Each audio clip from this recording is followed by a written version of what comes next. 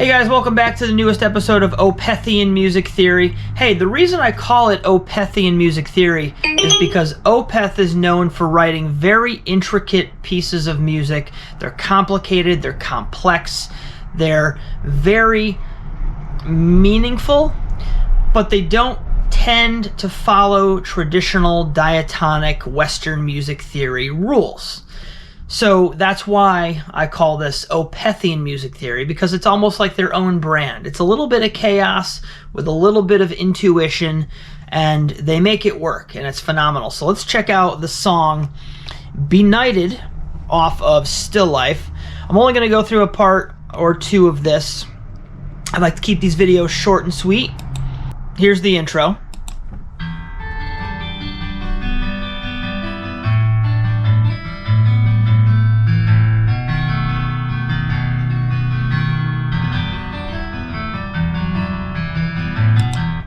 Alright, so it's a 4-measure intro. We're in 4/4. And standard tuning, we're loosely in the key of E minor for this. And what you're getting is a series of flowing arpeggios. Each measure contains its own chord. We're dealing with an E minor as the arpeggio of the first measure, followed by an A7 sus4. Now what's interesting about that is normally the A chord in the key of E minor is a minor chord. Here they've made it a dominant chord. So they're kind of, again, breaking the rules, but it's all about color. If you notice when you listen to OPETH, they have their very own distinct sound, and that comes from their hand-picking of these off-color notes that work, right? The last measure of the section is a B7, which is the natural diatonic 5 chord in the key of E minor. So we essentially have like a 1-4-5, but the 4 is altered and the 5 has been made major. It would be like the harmonic minor version of E. So that is the first little section of Benighted. For the verse, we're dealing with an E minor 9, which is a 5-note chord. It's an E, G, B, D, and F sharp. This chord is used a lot in OPETH, and I feel like this chord is responsible. It's one of the many reasons that, one of the many factors that makes OPETH music sound like OPETH, all right? The minor 9 chord or the add 9 chord. That 9th interval comes in a lot. So let's check out this. This is an E minor 9 section. And we're just going to repeat. Now what they've done right there is they've done a 3-measure phrase.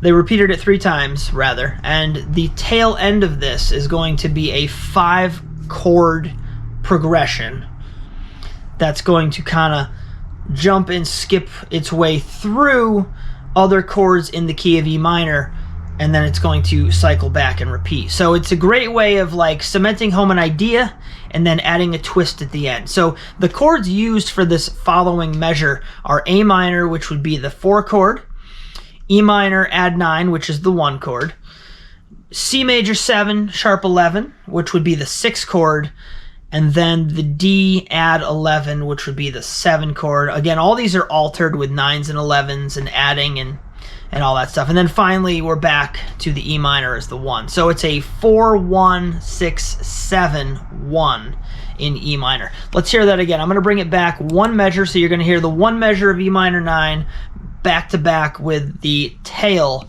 which goes through all those chords. Here we go.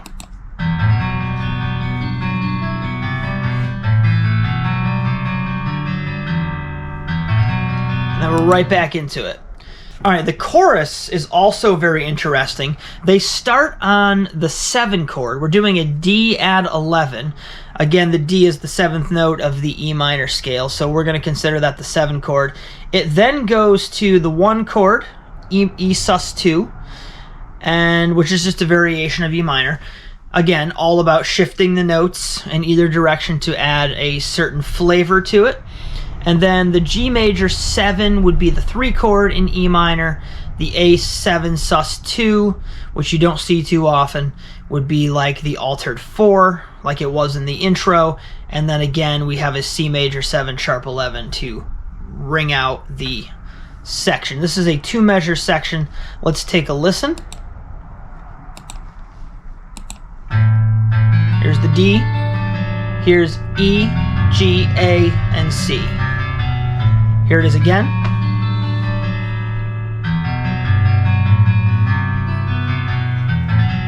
All right. So great stuff. Now, what makes OPETH really great is how they somehow seemingly merge these sections from one to the next. Whether they're diatonically correct or not, it always tends to work so well. So I just want to hear that one more time. We're going to go from the E minor 9 section with that tail end of 5 chords into the chorus, which is the D, which has those other chords after. I just want you to hear the absolute beautiful melodic lines these guys come up with. Here we go.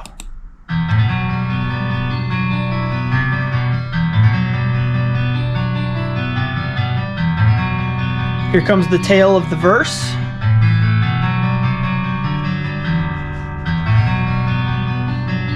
We'll give it one more round.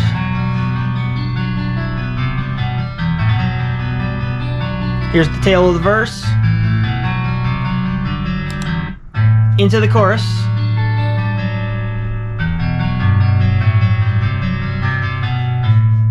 So both chord progressions are back to back, but they're not fully living up to what would normally be happening in like a pop song, right? But that's what makes OPETH so great. And that's what makes you so great for watching Opethian Music Theory. If you're still here, hit that freaking like button and leave me a comment saying I'm still here. I appreciate it. I'll see you guys on the next one. Take care.